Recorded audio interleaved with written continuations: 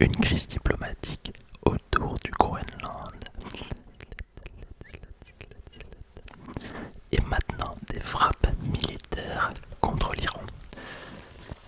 Tu penses peut-être que ces événements n'ont aucun lien entre eux, mais si tout cela faisait partie d'une stratégie beaucoup, beaucoup plus large.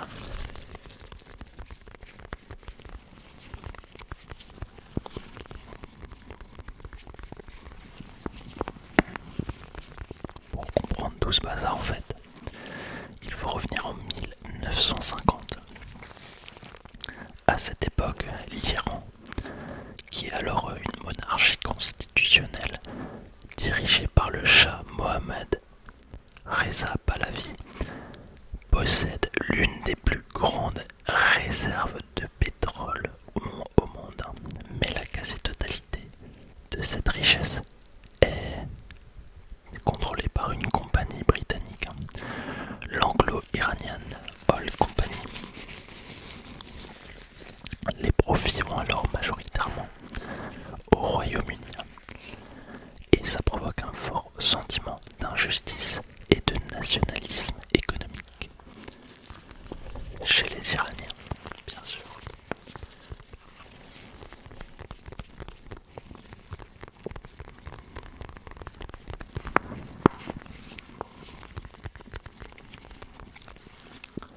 En 1951, le Parlement iranien nomme Mohammad Mossadegh Premier ministre. Mossadegh devient rapidement très populaire parce qu'il promet deux choses. Premièrement, démocratiser le pays, mais surtout nationaliser le pétrole. Et effectivement, en mars 1951, le Parlement iranien vote la nationalisation de l'industrie pétrolière.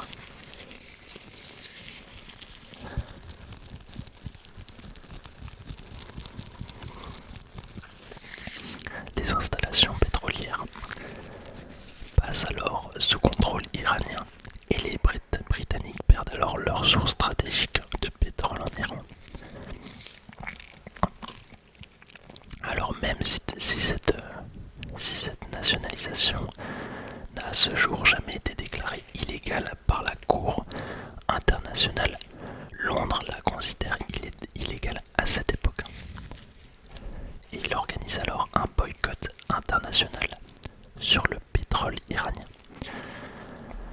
Ce boycott, il fait chuter les exportations pétrolières iraniennes qui s'effondrent presque totalement. C'est ce qu'on appelle la crise d'Abadan, qui commence en 51 donc. Et là tu te demandes sûrement pourquoi je te parle de tout ça.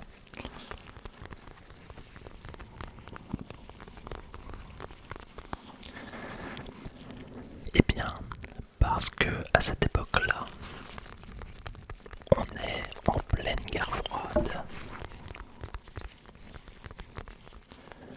Et les États-Unis craignent que cette instabilité en Iran profite à l'URSS et à la montée du communisme, qui est leur ennemi numéro un.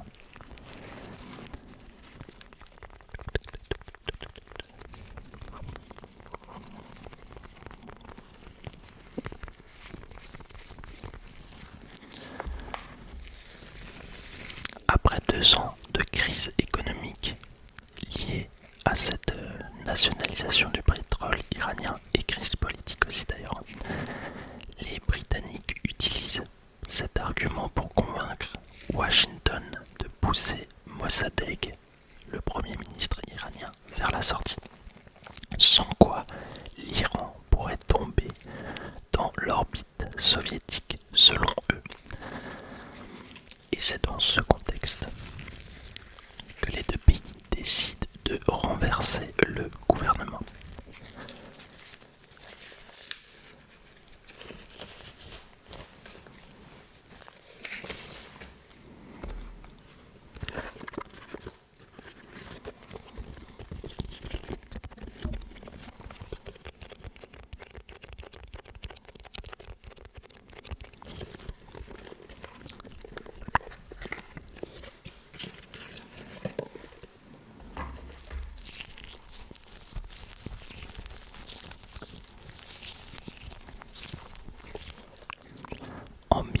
1953, l'opération secrète Ajax est lancée.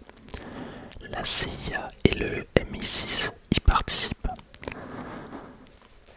Pour fragiliser son pouvoir, les services occidentaux mènent d'abord une vaste campagne de propagande où des journalistes et certains journaux iraniens reçoivent de l'argent pour publier des articles hostiles, diffusant l'idée que Mossadegh, en gros, il serait instable, il serait autoritaire et proche des communistes.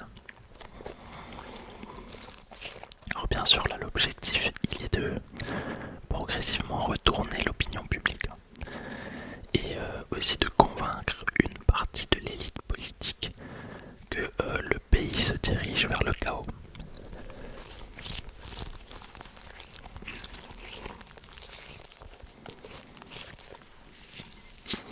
Parallèlement, il cherche à obtenir des soutiens à l'intérieur même de l'appareil d'État. Des fonds secrets sont utilisés pour influencer certains parlementaires, responsables politiques ou officiers de l'armée pour qu'ils se détachent du gouvernement et qu'ils soutiennent l'alternative incarnée par le général Zahedi. Donc en gros, cette stratégie, elle vise à créer un réseau de loyauté capable de basculer rapidement lorsque le coup d'État arrivera. D'ailleurs, on a aussi des groupes qui sont mobilisés pour manifester dans les rues de Téhéran, dont certains sont rémunérés. Donc c'est clairement de l'ingérence étrangère. Les troubles que ça crée alimentent donc l'image d'un pays qui est plongé dans l'instabilité et servent à justifier l'intervention de l'armée. Et bien sûr le retour du Shah Mohammad Reza Pahlavi au pouvoir pour, selon le contexte, rétablir l'ordre.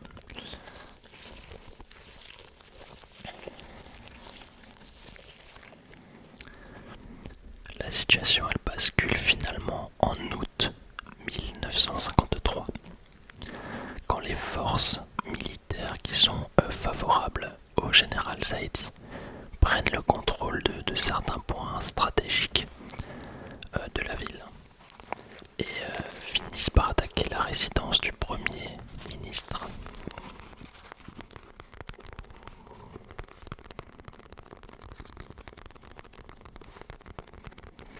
Alors, je crois que c'est à Téhéran, mais je ne suis pas sûr. Enfin bref, Mossadegh, il est arrêté après plusieurs heures de combat. Son gouvernement s'effondre et Zahedi prend la tête d'un nouveau gouvernement soutenu par la monarchie.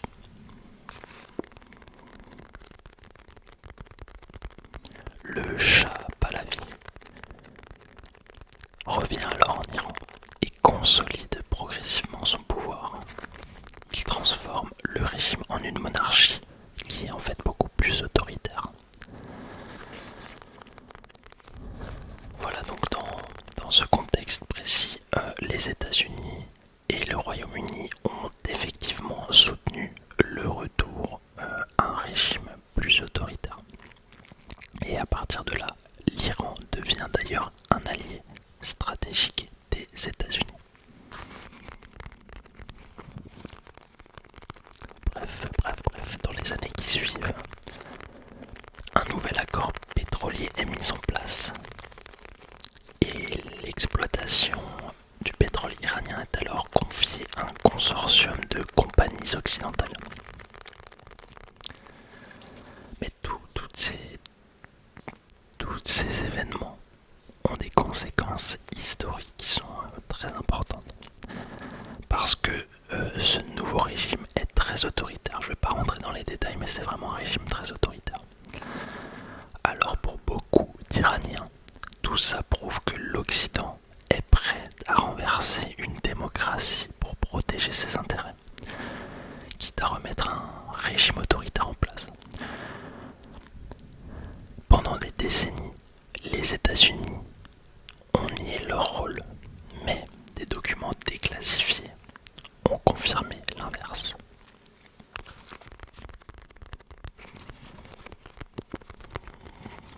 aujourd'hui c'est un consensus historique. Il n'y a pas de souci là-dessus. En 78,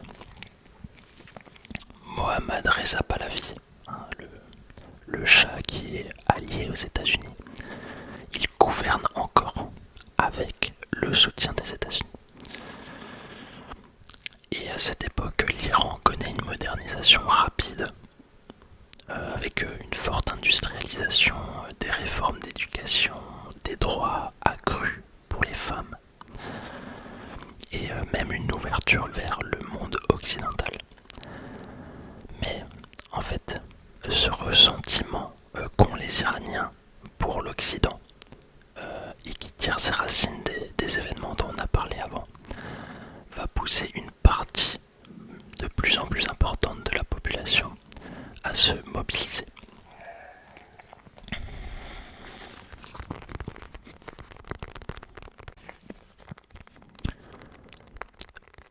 Beaucoup d'Iraniens reprochent au Shah de gouverner de manière autoritaire et de dépendre trop fortement du soutien américain. La police politique du régime, la SAVAK, est d'ailleurs accusée de surveiller et de torturer ses opposants, de les emprisonner aussi. Enfin bref, c'est le bazar. Peu à peu, les manifestations se multiplient, et parmi les figures les plus influentes de cette opposition, on trouve l'ayatollah Ruhollah Khomeini. Attention, faut pas le confondre avec Ali Khamenei, celui qui est mort récemment. Donc, au fil des mois, la situation elle devient incontrôlable pour le régime. Et face à cette pression immense, le Shah Pahlavi finit par quitter l'Iran en 1979. Et quelques semaines plus tard, Khomeini revient d'exil et devient rapidement la figure centrale de la révolution iranienne qui aboutit à la création de la République islamique d'Iran.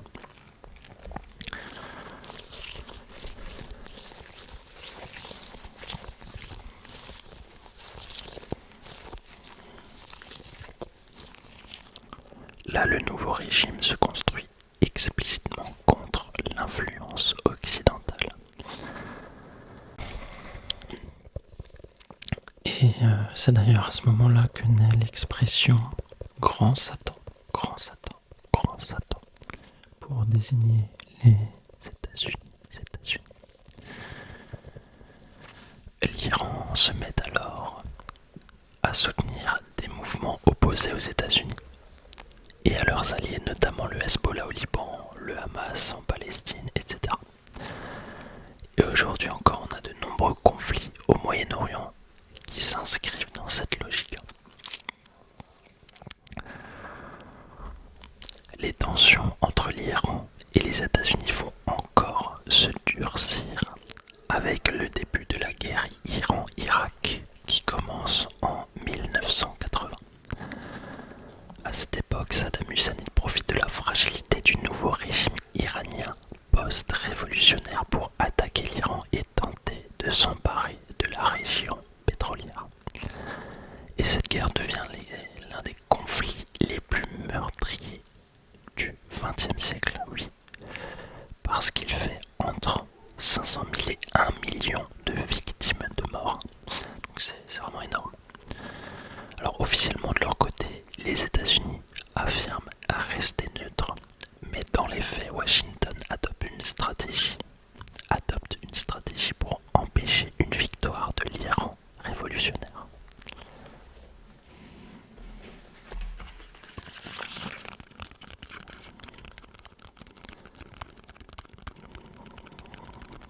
En fait, les États-Unis fournissent des renseignements à l'Irak ainsi qu'une aide économique et technologique. Et pour le régime iranien, cette guerre confirme encore une fois une idée qui était déjà présente et dont on a parlé avant, depuis le coup d'État de 1953. L'idée que les puissances occidentales cherchent à affaiblir, voire à contrôler l'Iran.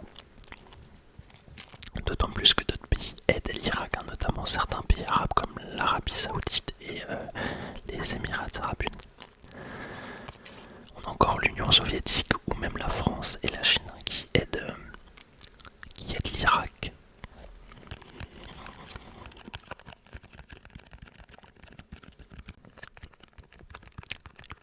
Le régime iranien utilise donc cette guerre pour renforcer le nationalisme, consolider la République islamique et justifier sa méfiance envers les États-Unis et les pays occidentaux.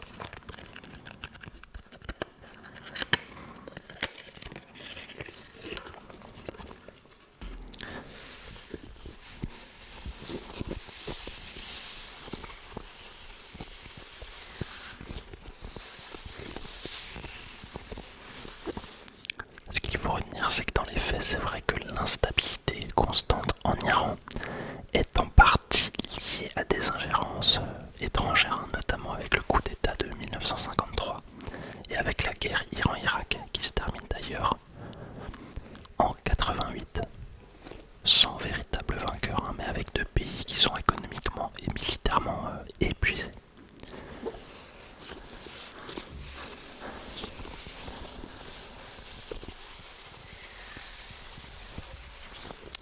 Et c'est dans ce contexte que, à la fin des années 80, les autorités iraniennes relancent progressivement leur ambition dans le domaine nucléaire. Or l'idée, c'est pas seulement de produire de l'électricité, mais aussi de disposer d'une technologie nucléaire avancée qui pourrait aussi servir de garantie stratégique, capable de dissuader de futures attaques. Et au début des années 2000, c'est là que ça devient intéressant pour l'actualité. Lorsque l'existence de certaines installations nucléaires iraniennes non déclarées sont découvertes, sont révélées, les États-Unis et plusieurs pays européens craignent que l'Iran cherche à développer une arme nucléaire. Ça, c'est une crainte aussi qui est présente dans l'actualité. En réponse, des sanctions économiques très lourdes sont imposées au pays, à l'Iran. Donc ça provoque une crise économique très importante en Iran et ça accentue davantage les tensions diplomatiques.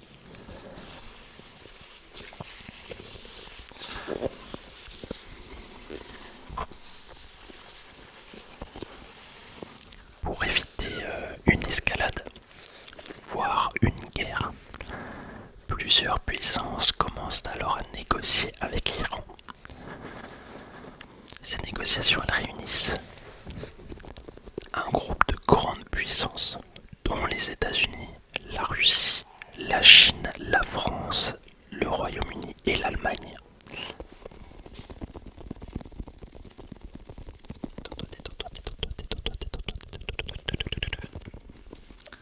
En 2015, sous Barack Obama, ces discussions aboutissent à la signature du JCPOA,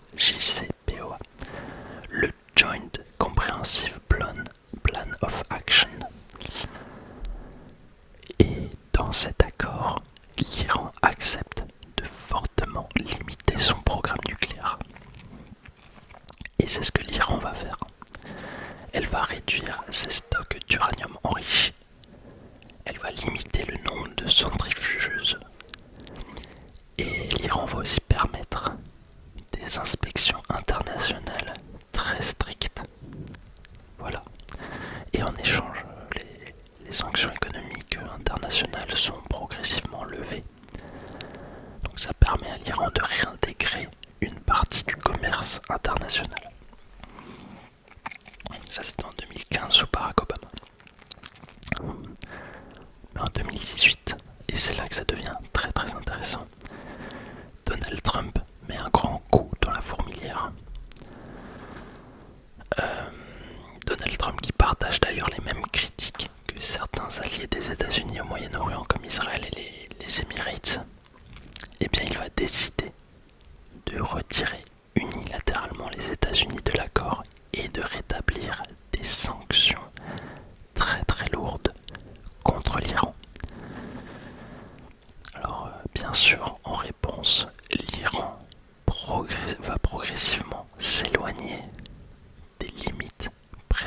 ce traité. Et à partir de là, bien, les tensions internationales autour de son programme nucléaire reprennent de plus belle.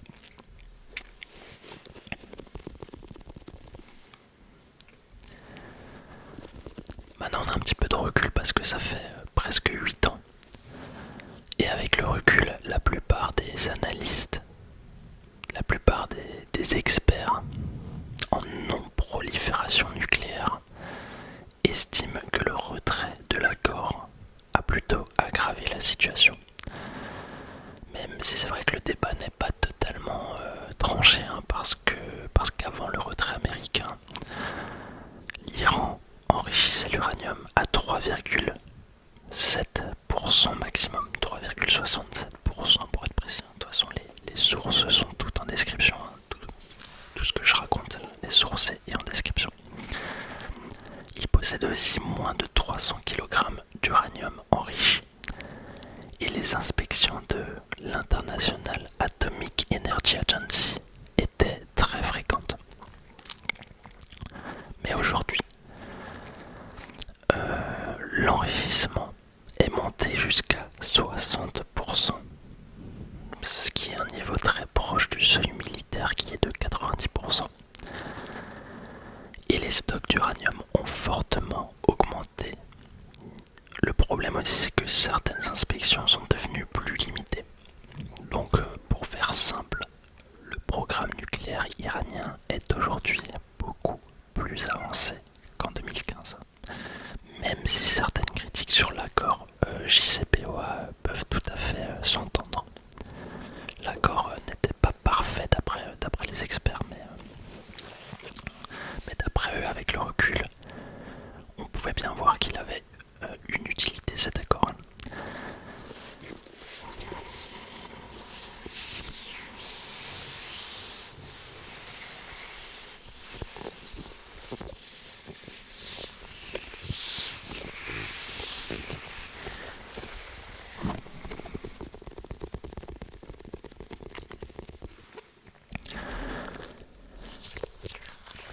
Donald Trump, en fait, il semble suivre une logique de pression maximale pour renforcer la position des États-Unis dans les négociations internationales.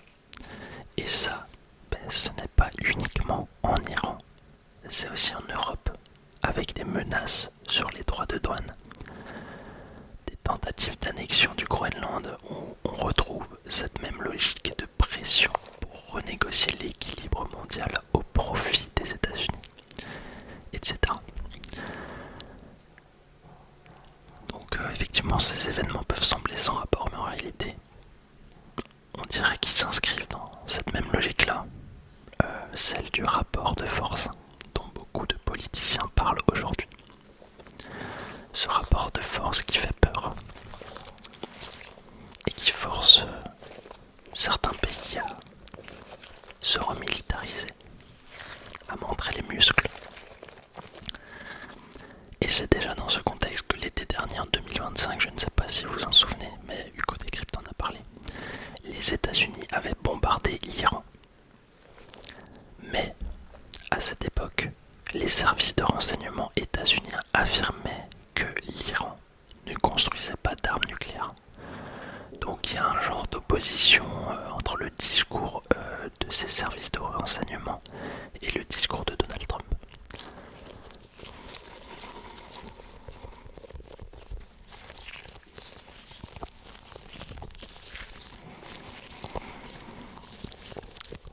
Détends-toi, relaxe-toi, relaxe-toi, relaxe-toi.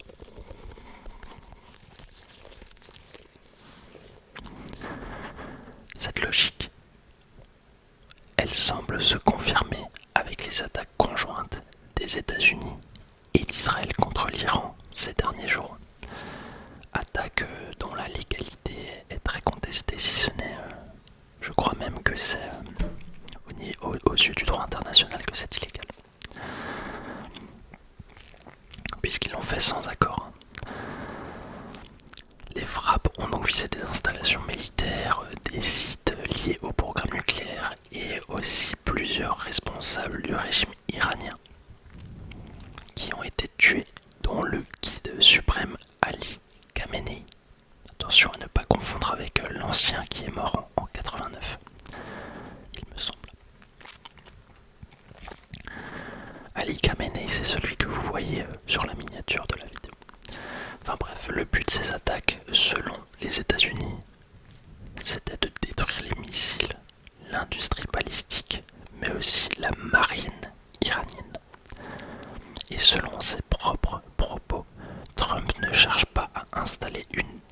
démocratie en Iran.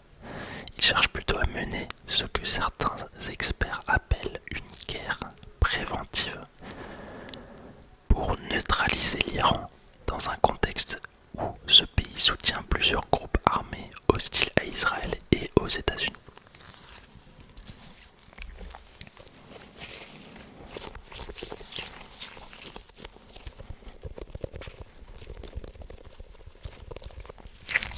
En fait, il faut bien comprendre que l'Iran cherche à créer ce que les analystes appellent souvent l'axe de résistance.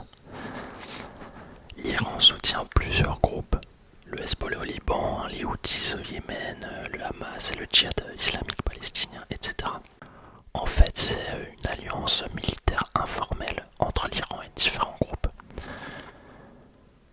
Et certains analystes estiment que Trump aurait pu être influencé par Benjamin Netanyahou, qui cherche depuis plusieurs années le soutien des États-Unis face à l'Iran. Parce qu'effectivement, l'Iran menace souvent Israël et s'oppose même à son existence. Donc en réponse à ces attaques contre l'Iran, ce dernier a immédiatement riposté en lançant des centaines de drones et de missiles contre Israël, mais aussi sur plusieurs bases américaines et pays alliés dans la région. On a notamment des frappes et des interceptions qui ont été signalées dans les Émirats arabes unis autour d'Abu Dhabi et de Dubaï. J'ai un ami qui est à Dubaï d'ailleurs, il m'a dit qu'il les a entendus.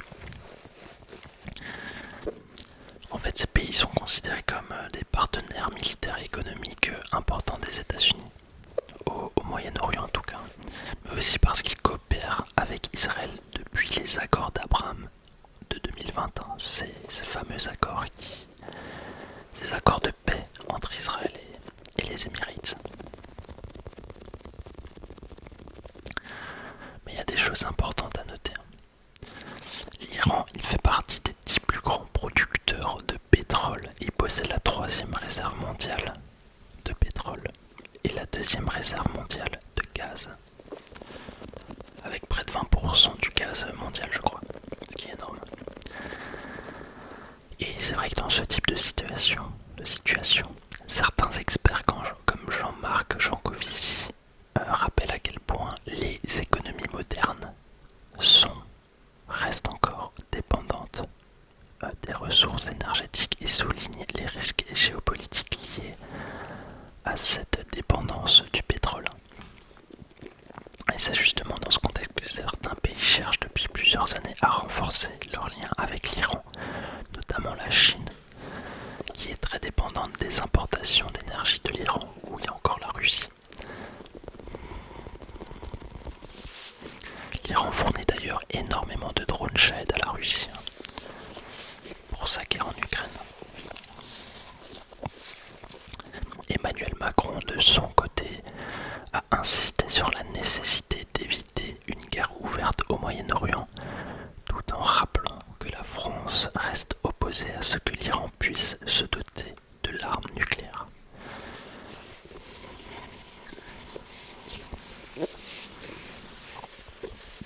Donc en fait, Macron là, il veut soutenir la sécurité de ses alliés et la stabilité de la région, tout en privilégiant bien sûr une solution diplomatique autour du programme nucléaire iranien. Ça c'est dans sa logique.